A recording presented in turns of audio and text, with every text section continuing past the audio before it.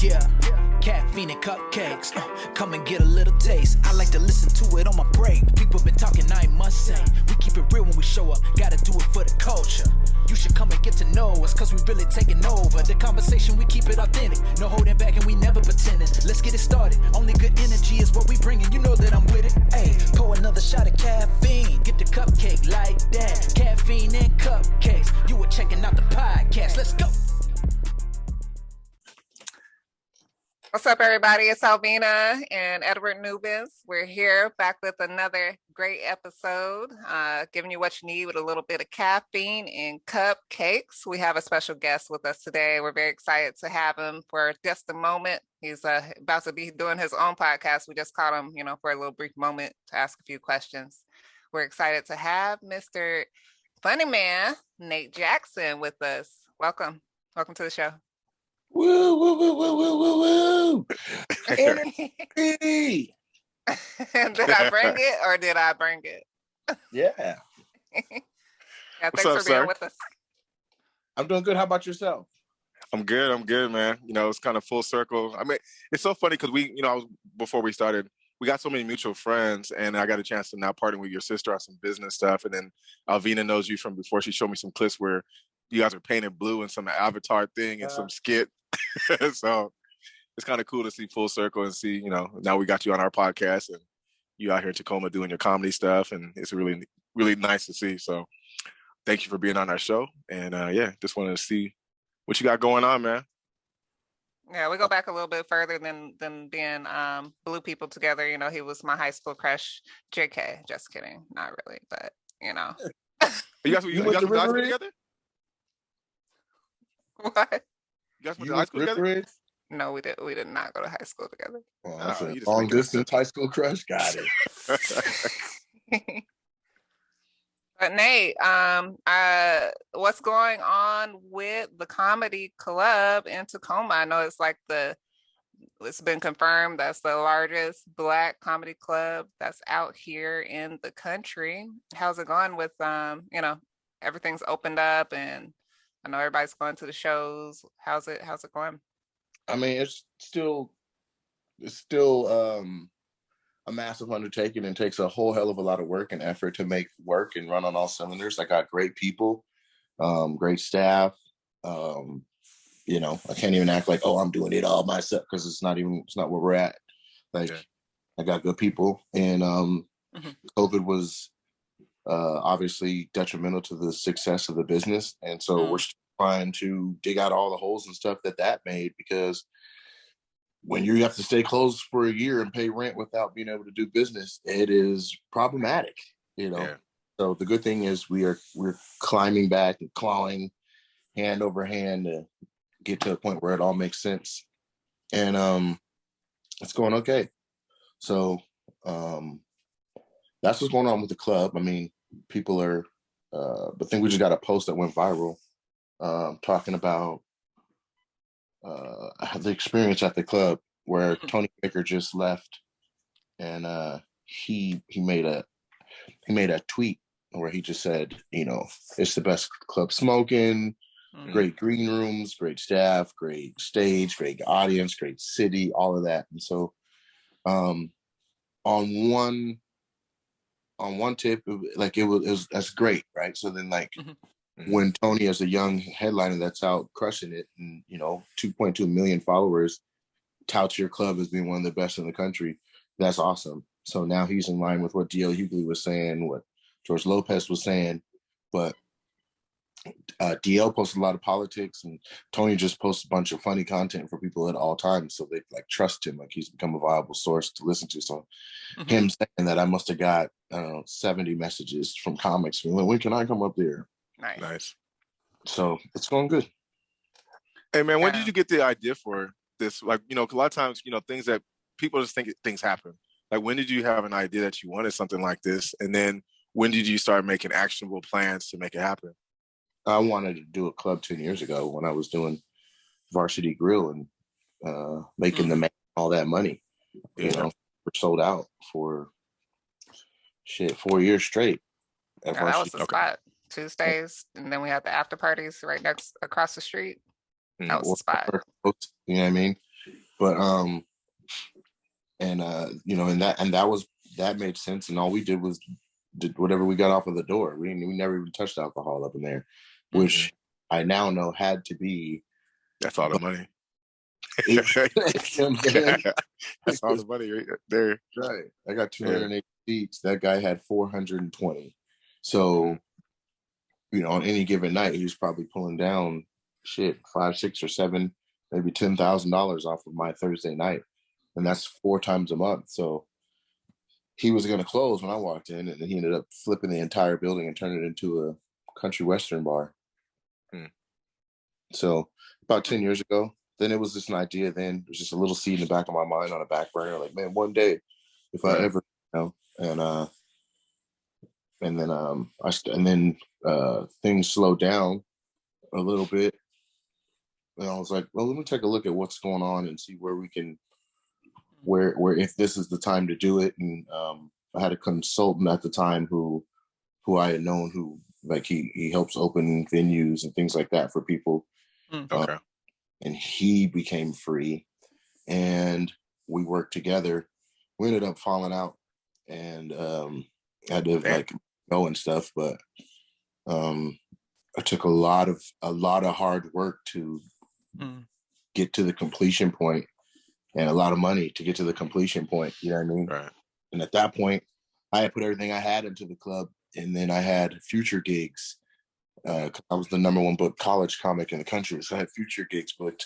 And then Corona hit, and on the wow, I lost all the future gigs, and was sitting there going, wow. I just put money into the. And when I say put money into the club, I mean we're actively doing construction. So if you put $10,000 in, it's gone like water hitting a skillet. Oh yeah, yeah. And I put much more than that. I put everything that I had into it. And so to find out that it was all gone, I was like, my future.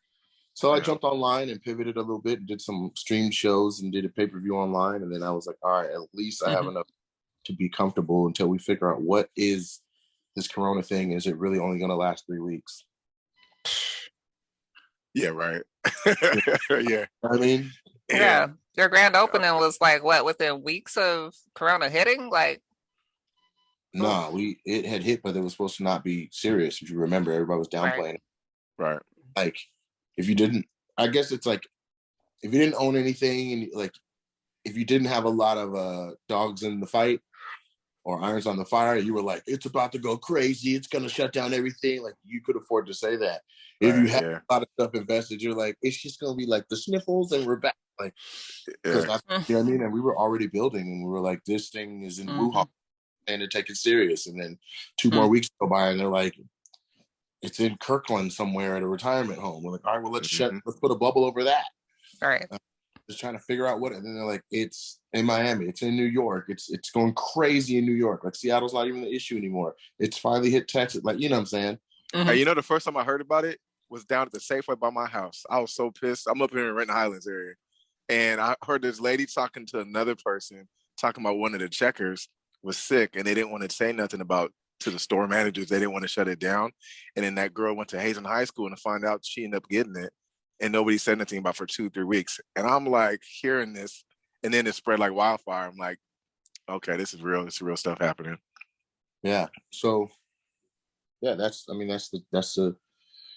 where it's at. So, we just dig, have big shows. The top talent in the country is in support of the venue, want to see it win. So as long as it lines up with their schedules and their touring and stuff, they're all down to come. So Tacoma's getting consistent level of talent that they had not had in a very long time. You know what I'm saying? Like, they might be 1 or 2 big act that you want to see a year, or maybe if you're lucky 3 or 4, Right. And now it's like, you know what I mean? Like, it's like, we got some shit to do. And a lot of people coming to the club, I'd say 70%, they're all first timers every show. They're all still hearing about it. They're all pulling up, and they call the club for customer service or help or any questions, to always out of town numbers. It's always people visiting, So it's exciting. It's exciting to service that people come from anywhere in America and see value in here in Tacoma. Yeah. I'm just got to hold my phone. 253 on the map. I mean, from what I understand, that's kind of like the issue with comedy and comedians. It's just there's not enough venues to perform at. You got to have places to show up and have a stage to perform on in order for the craft and the art to keep moving forward. So, you know, I know what you did was there was a need and you presented, you stepped up to the plate, and, you know, that's really big. And I'm proud. I'm so proud just being from the town, you know. Yeah. Now you talk about, oh, my fault, go ahead. I was going to say, what advice do you have for folks who want to take on a large endeavor like that? You know, it definitely sounds like it takes a lot of everything that you got to put into it in order for it to work. What advice do you have for someone who wants to do something with their life? Big. That's a really broad question, but you mean like to open a venue? Sure. Yes. I mean, you need to have a strong business plan. You need to have a strong business prospectus. That way, like, it's not just a business plan. It's like, here's what all the expenses associated would be, and this is the type of turnaround in money and crowds and numbers and break even that we should be able to do. You know what I mean? Mm-hmm. You want to do prospective profit and losses, and like you want to be able to bring the documents to the table so that people who are serious about their finances, their questions are answered. You know what I mean? Because a lot of this is about seeing a need, and then being able to address it, and then cornering that niche. And then, you know, another part of it is about like this is what I'll say. Like, in order for somebody to invest in something these days, like, it has to be like a 200% win. Exactly. If it ain't 200%, they're fickle. So you can't be like, we don't know if it's going to work, or, you know, let's open a Pappadeaux's in Tacoma because they don't have one over here and everybody loves Pappadeaux's. Well, do they know about it, or are we just going to be trying to let everyone know Pappadeaux's is the best restaurant in America? Well, I mean, it should work, bro. Like, nah, that's not a thing. Like, why? How? That's not going to cut it, because now we got a supply chain of flounder and all these random fish coming from Texas and Phoenix or whatever to supply a full restaurant. And it's like, what market analysis are you doing that's making you say Tacoma needs another restaurant? Mm-hmm. You know what I'm saying? It's got three Applebee's, you know, the Olive Gardens, and like it's like hell, 30% of the Tacoma's restaurants are all at the same intersection. Yeah. So it's like, do we like? So do you get what I'm saying? Like, that's hypothetical. Yeah. That's how do we really need that? Do we really need that? Yeah. But Nate, I want to touch into something, man, because what you're doing right now, and I don't know if it's a stereotype situation that people might look at artists and comedy folks, and they don't understand how savvy you guys really are. And the reason I know that, I'm a business guy, and, you know, I partner with your sister, and all the stuff you're talking, you sound like me when I talk about profit loss statements and that. And I don't know that you know that stuff, but I know your family. So I'm like, yeah, of course Nate's like that, because your family, I've talked to your mom and dad, and I've seen how they operate, just giving speeches about stuff, and your sister. But I think a lot of people underestimate what really it takes to be in business. I mean, because you're a comedy guy, but you're a business person too. You know, a lot of people go into things with a hobby mentality versus, like, if you're really trying to build something, you have to have what you just said. You really got to do your due diligence, understand the business aspect of it, and not just be playing games and just having ideas. Like, you have to execute on these things. Like, did you learn that from your family? Did you go to school for this? Like, how have you acquired that level of understanding of how to conduct business and really build something versus just having an idea? Yeah, I think my family has a whole lot to do with it, because you know, everyone in my family is entrepreneurs. So my entire life, being a kid to an adult, I've never seen my parents go to work and clock in for anybody. I've never seen a sister or any relative clock in for anybody. Like, everybody, even uncles and stuff, own and operate their own businesses. Conversations around our dinner table are just different. Like, I'm a joke, but it's in the middle of a conversation about business. Right. So, yeah, I mean, I'm a business minor and a communications major, and that was going to be computer science and aeronautical engineering at one point. And then I found this and was like, let me get up out of here. So I just, hey, what credits can I just say is something, and let me go. You know what I'm saying? But the business acumen is there. And I mean, really, it's about seeing, like, the supply and the demand. You know what I'm saying? Like we didn't just come on being a club. We came on and we're the best. The club. You know, and like when comics are saying we're one of the best clubs in the country. Well, that obviously means every other club in the market can't. You know what I'm saying?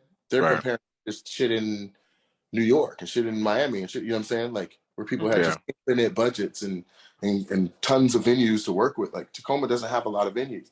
Right. You know, so we're hurting. The nightlife is literally starving. There's nothing to do if you want to have an adult good time other than like the Cab, Blue Note, and the one other old school membership club, but there's nothing.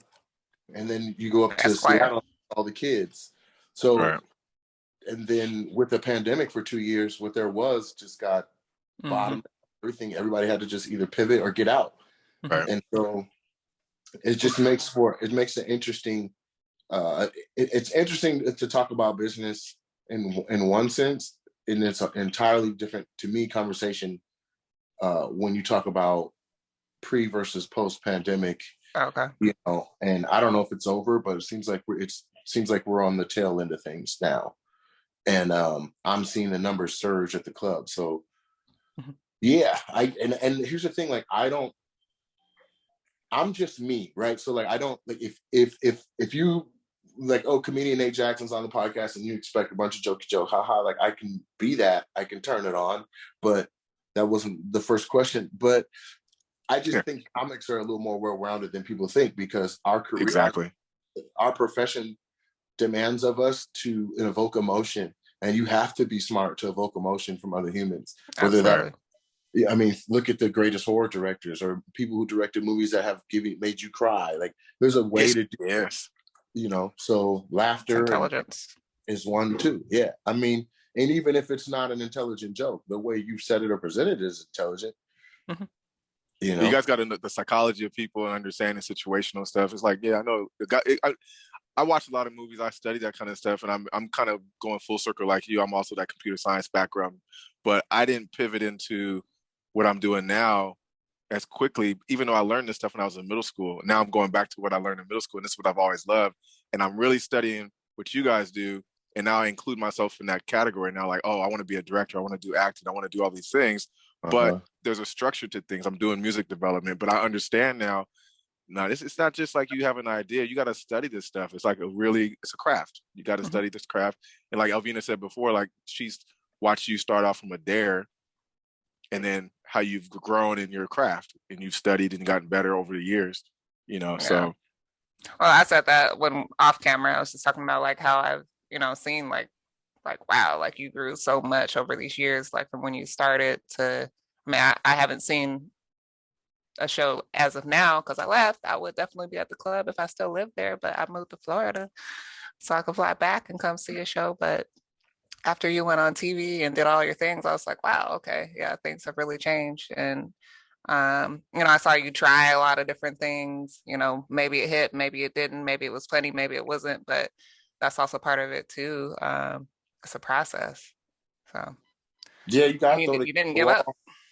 You got to throw it against the wall. And here's what I would like say is like it's almost like the other side of the hand, right? So like if I'm hosting my room and all that, like I'm going on stage 2, 3, 4 times a night in between acts, doing 5-minute sets. Like all of those are set, like that's all reps and trying different ideas, and then what sticks. So then, like the disservice I did to Tacoma was by practicing on them, because if you saw me at a city that I was booked in, I'm not trying nothing. Like I'm coming with all bangers that I already know work. You know what I'm saying? For 45 to an hour. So people will be like, who the fuck was that guy? Good Lord. And then I go back to Tacoma and be like, you know what I was thinking about on the plane here? Like, and they just get that. They don't get the fully formulated thing. And then when it was like 10 years ago too.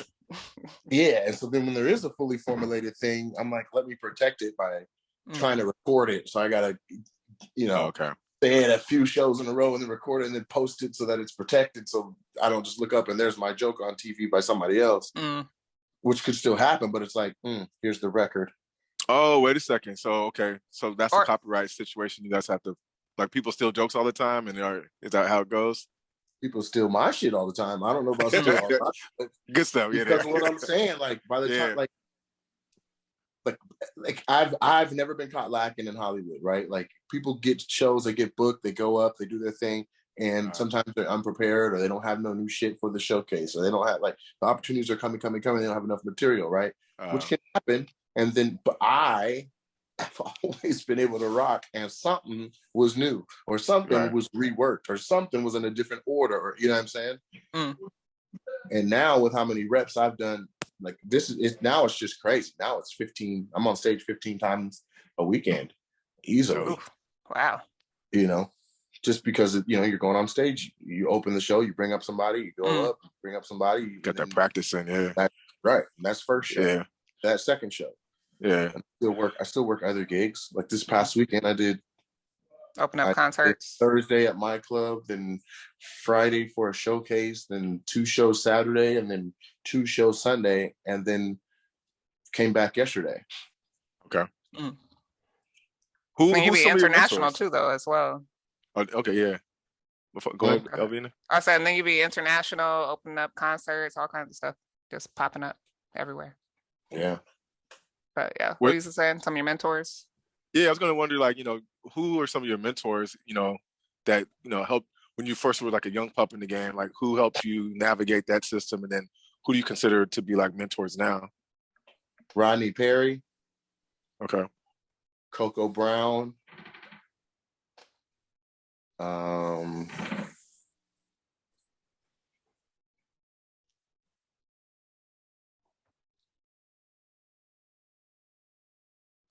Spike Thompson. He's not a comic though. It's Big Spike.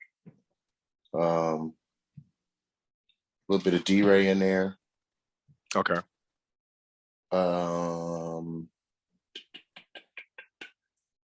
Yeah, that's why I was like, who I called and was like, should I move to LA, or what did you think about this, or okay, hey, this about YouTube? Did you know that about Facebook? Did you know about this new technology? Did you know that they're monetizing that? Did you know this was that? Did you know, like, those are people that I say we've huddled to stay ahead of things as we hear stuff, right? Kind of to stay abreast. But I also know that that's a character trait for them, and they probably have their fingers on tons of different conversations like that. They may not say my name back, but they were for me that. Does that make sense? Right. Yeah. And do you find yourself doing that too with younger cats, or people trying to do people reach out to you to get that advice also, and you're filling that role? Or you have a school, don't you? Consulting rates. Mm-hmm. This is bonker. Like, I had to come up with one-on-one consulting rates, whether that's jokes or advice or business help or whatever. But like, it just like I was being pulled in too many different directions, and so yeah, my time is worth money. So it's just like, break bread and we can talk. I don't right. I'm trying to be cold, but like, now it's real. That for you, I got to answer from. I've already written a book about how to throw comedy shows. I'm teaching comedy classes. Like, there's a whole new community of comics coming up right now. Like, literally, they're like, the first class I did had 17 people in it. The second one had 22, and the one I'm doing right now has 12.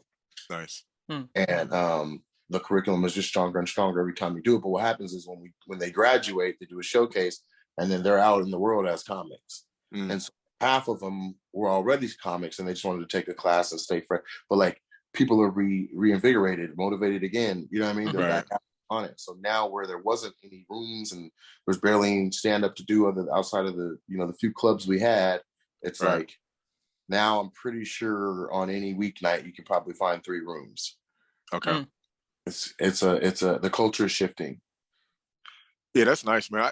I actually think that, this is my thought process. I actually think, I don't think coronavirus is a good thing, obviously, but I think for people like you, people like Elvina, myself, and people that want to create some new lanes, it kind of made a way where you got to be on top of your game to thrive through this situation, not just survive, but also come on the other side of this. It might give people a chance to like level set the situation, get some time to yourself, downtime, or whatever you got to do to figure things out, and then come out with the guns blazing, like, okay, we got to make this happen.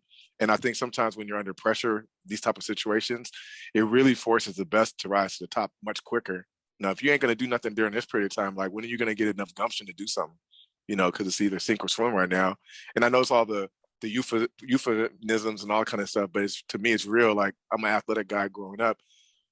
When you're back against the wall, you see who you really are. And this coronavirus is kind of forcing a lot of people to reinvent themselves. And if they don't, this could happen again. You won't be ready, you know? So, yeah. I was thinking of, it's like weighing it out, pros and cons. Like, was that good that we had to be, innovative because of necessity? Or, for a lot of people, you're right, it slowed things down enough where they can, self-analyze, self-reflect, and then come out strong. But at the same time, it was like, think I'd have been okay. Think I'd have been all right without a pandemic. Think I'd have been exactly. Think I'd have been okay with a couple less months of rent and liabilities and things, for real. And so, in real life, so it's just like,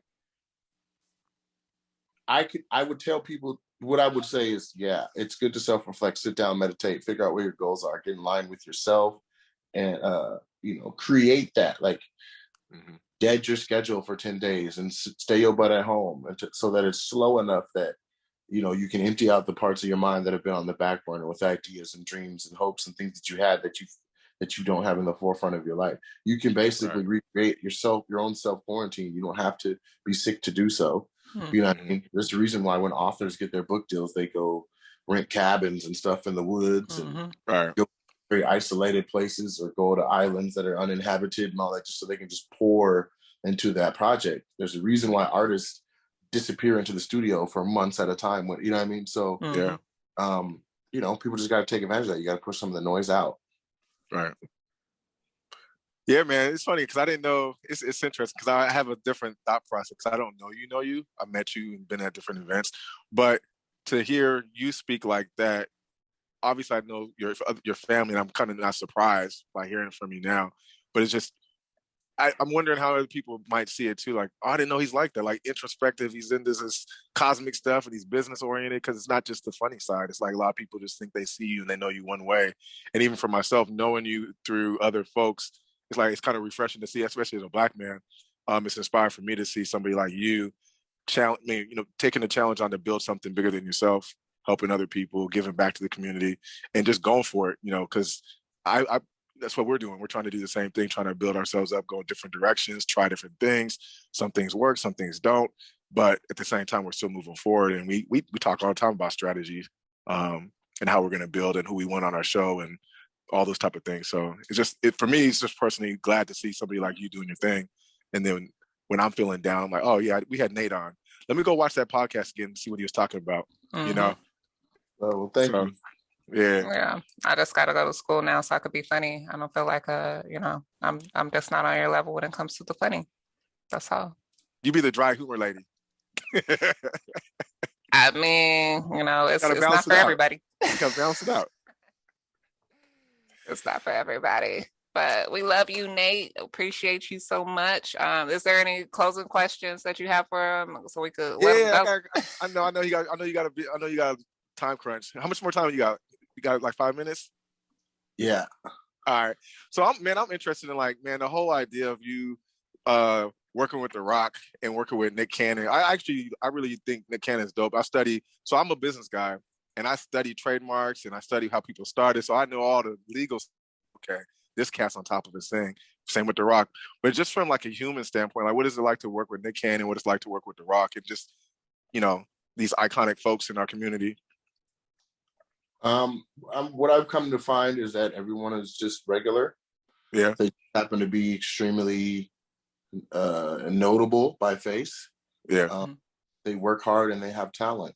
And as long as everybody has that in common, then everybody in the room would also have a bunch of money. But no one's throwing that in there. No, they're not throwing that around. It's not like they're like, only rich people can talk to me. Like, nah, like, Nick is hella cool. The Rock is hella cool. Very, emotional, I'll say. But I think it was all of my interactions with him pertained to the creation of the show that contained his late father, his late grandfather, his mom, his you know what I mean? Like, so when the actors look exactly like the people from his life, I'd imagine that's emotional. Right. When you see a guy on screen that sounds like your dad, moves like your dad, looks like your dad, and you're just watching this whole thing, and they've written a script about your life, and when you were a kid, you're just watching, like, I mean, he was just enamored by how it was moving and how fast-paced it was and the level of talent that he got for his show. So he was emotional on multiple occasions, but you could tell he's super solid. He has a great sense of humor. You know, if he can go toe to toe with Kevin Hart on any day, you know, solid guy. But yeah, so I'm on NBC's Young Rock, season 1 and season 2. Season 2 airs here, I believe they're saying in April, maybe before then. Okay. Into this month. I was recently on Curb Your Enthusiasm on HBO. Season 11. I think it was episode 6. Okay.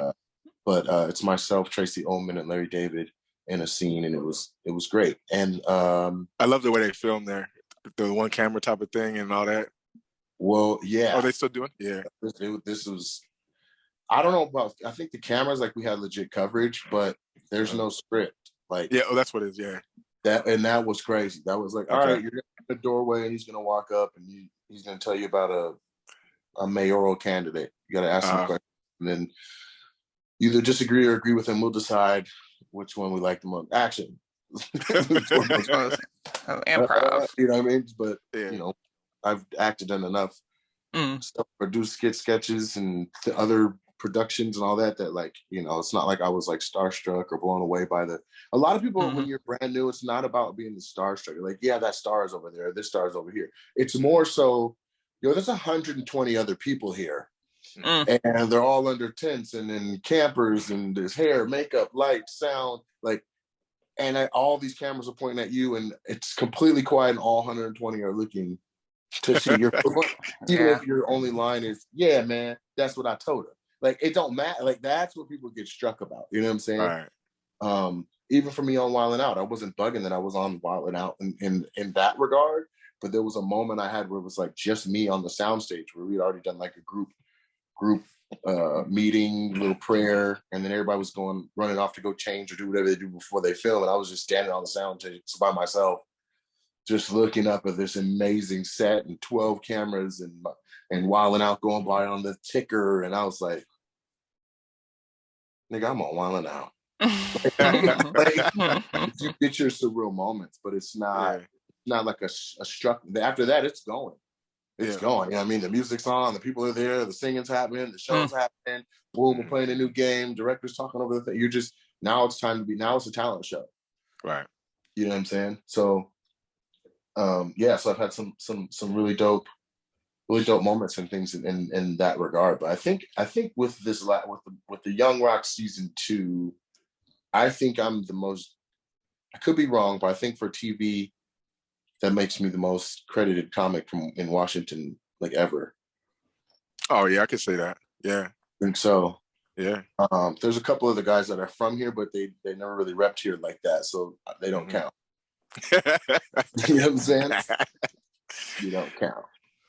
Yeah.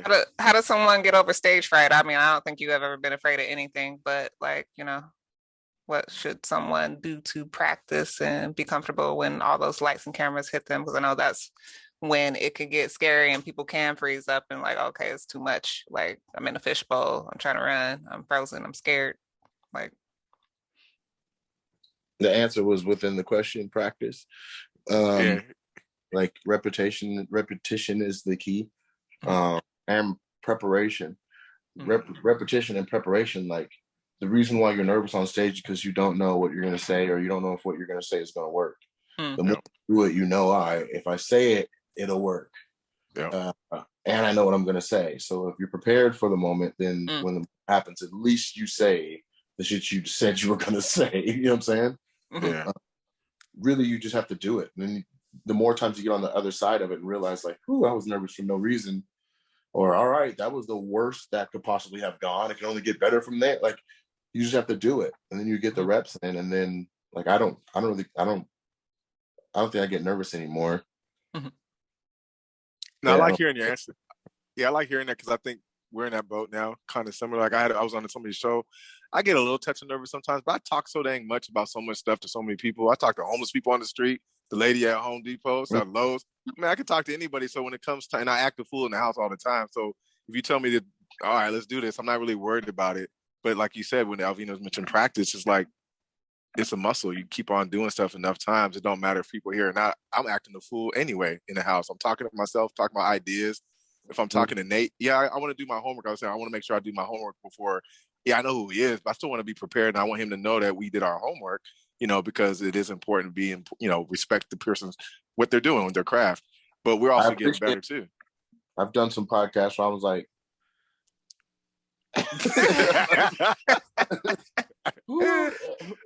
come on, fam. But this I bring it up. Mm-hmm. But it seems like the next question is, what advice can you give a young person that wants to right? I mean, what three? Like, I want 3 take homes. Like, what's the major keys to success if you want to make it in this industry? What industry? All of them. Entrepreneur, as an entrepreneur, as a successful Black male entrepreneur, an entertainment business field.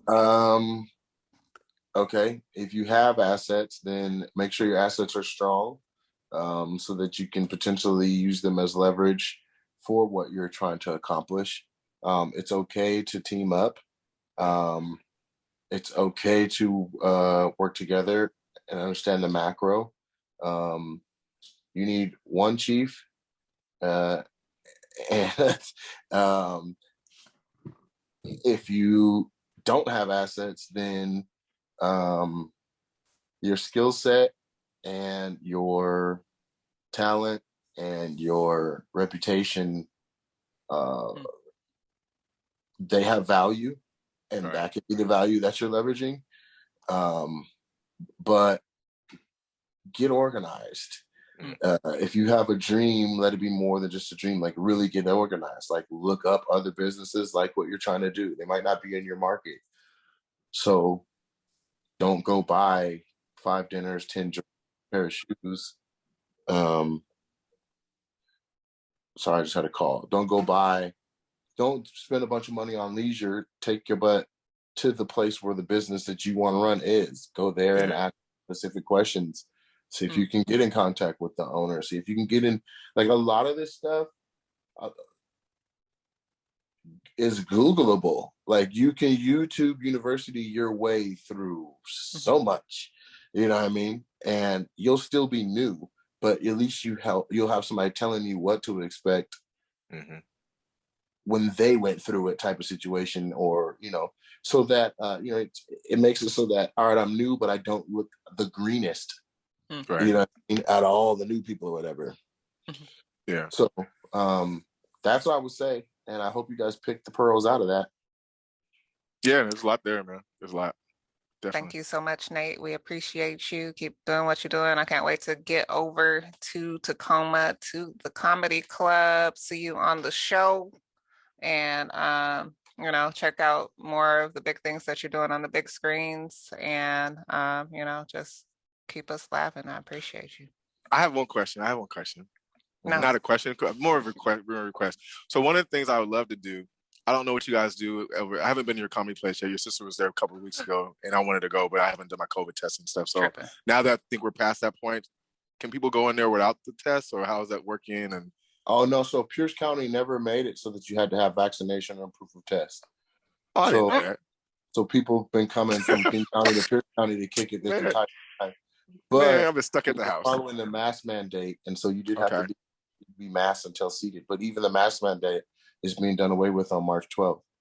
Okay, so I can come out there. But what I want to do, I mean, do you guys have, I would love to come out there. I know Alvina's in Florida, but I would love to come out there, and I don't know if you guys interview people behind the scenes type of stuff, but I'd love to be able to come out there, because I love just talking to folks anyway, but to see how you guys operate, even do like a small little day in the life of what you do, follow you behind the scenes, whatever, something like that. I don't know. I'd love an opportunity just to see what you guys do behind the scenes, and even talk to some of your people just to see, how a place like yours operates, even seeing some of the guests that come through, just to kind of capture the moments. And because I also look at it like I see myself as kind of like a Gordon Parks also, as far as capturing history, Black history and things of that nature, photography and video. So is it the video? I do video and photography, but yeah, I would love to do video. I would love to be able to capture Yeah, I'm stuff. down. I mean, I think it's a whole TV show just sitting there ready to be shot. Yeah. A whole documentary at the very least. And so we've already got a sizzle reel for the club for a docuseries. But it would be cool to see, to see it through your lens and to see what your perspective is of it and what it's done for the town from somebody from the area. And you know what I mean? Like, I think that's a good look. Okay. Yeah. Sure. Yeah, because I'm revamping. Like, we've been Alvina are working as Caffeine and Cupcakes, but I started with Motivated Life. That's more of a documentary style film type of thing. And I kind of blended these two together, but I'm like, no, we have a separate thing going on here. And that one's more of my producing, directing type of thing. And I want to do highlights on people doing stuff in the community, but more of a documentary style, more longer format. So yeah, Dope. I might have to come out for that one. Yeah, get you out here. Yeah. Well, Nate, thanks so much for your time. I appreciate it. Is there anything that we left out that people need to know? Me? You can follow me on social media, Mr. Nate Jackson, or follow the club, Super Funny Comedy Club, on Instagram, Facebook. Yes. Mr. Nate Jackson, thank you so much. Thank you, sir. All right. Toodles. So what's up, y'all? That was dope. What do you think? That was a good interview. We're gonna do a little behind the scenes now. I think we start doing this more often. Like, we do our little wrap up after they're gone, and we can talk less about them. I'd be like, I'm going to sleep, and then you have more to say. Yeah, we got Nate. He's in between, always doing something. I don't think he rests. I don't know if the funny man ever does sleep. He's got catching up to do after the pandemic. Sounds like, trying to make sure everything is running smoothly and make up for the lost time that hit our business, especially Black businesses and brand new businesses. Devastated, man. Yeah, got hit the worst, I believe. So I think it's important also to take advantage of any grants that pop up. Like, I know, what was it that I sent you the other day? There's some banks that are offering they're offering some grants, and then there's PPP loans, and I know there's a lot of different things to tap into. You just got to know when it's available. So his sister has a direct impact dollars is also one of them. I think it stops, what's today's date? It stops on the 11th, I believe. So that's another one that I can get this out quick enough. We can be able to have people at least be able to tap into that too. But no, I like it because for me to hear somebody, it's almost like I'm talking to a mirror. Like, hey, you talk like me. We're very similar. Okay, so I'm on the right path. My thought process is, I know it is, but it's just interesting and good to see somebody else. Like, okay, I'm in the same genre and moving the same direction. My thought process is in the same world of what you're talking about, and it's only going to get bigger because I think about how we started, and now we have some of his caliber on the show now. Every step of the way, we've already had dope guests on the show, but then it's just getting a little bit bigger, a little bit better. Not better, but just people that have a little bit more influence. It's only getting better for everybody. So yeah, I've interviewed him before with DC Productions, and we had a sketch, and of course, like I said, I know him just from being in the same area, different functions and gatherings, parties mainly, and also just go to the club as well, sitting up front. He's like, look at that sexy avatar that just walked to the club. Stuff like that. And that was the beginning of how I became an avatar on the sketch. But that's how it worked. Okay. Yeah, I mean, I've also ran into him at different advocacy events when Black Lives Matter situation happened. There was a meeting at a church, saw him there. So he's also tapped into our community in a real way like that as well. So yeah, salute really to Nate Jackson, man. It's full circle because now I see how the connections, the pieces of the family all work together. I've seen it they're all entrepreneurs. They all speak a certain type of language. And when I'm around them, I'm inspired. I was last time I was around his family was at communion. with his sister, her husband, I think two of their daughters, one of the daughters' boyfriend or fiance, however that works, and then mom and dad. And so I'm sitting there just observing at the table of his family, and it's just the energy's all good. Everybody's like happy about business, talking about what you're working on. His mom talking to me about greens and planting stuff in the garden, and all those different things. You leave there inspired. Jumping rope with his dad. Yeah. Jumping rope with his dad. I told his dad I need to get in shape like him because he's in better shape than me. So I actually started jumping rope in the garage like 2 days ago. My legs ain't ready though. I was like, I ain't ready. Gotta get your sea legs together. Yeah. Yeah. But that was cool. I mean, we'll just have to get together with him again when we have a chance. Now that it seems like some things are opening back up, it's time to start going into places and doing more of the things that we really kind of got halted on for a little bit. And it sounds like we're all trying to recover after that, but it's also it just made people get more into media and use the tools that we have with technology and tap in there in order to be able to survive really at that point. And that's the part where I was kind of going at, like with it's not a good thing that it happened, obviously, because a lot of people lost their lives and it's just devastated communities.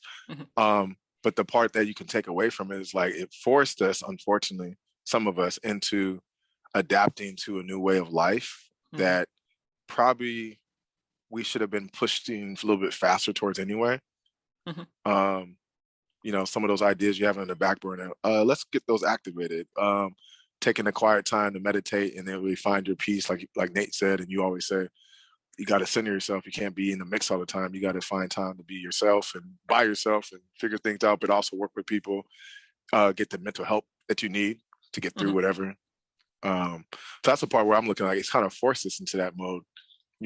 Some are doing better than others, but yeah, and when you come out of that mode, you really don't have no time for no BS. Like you don't have time to be in the energy of folks that are static and down and out and just interrupting and distracting, and all those things get to be way too loud coming out of a place of isolation. It's just that noise is really, really loud when you come back into it.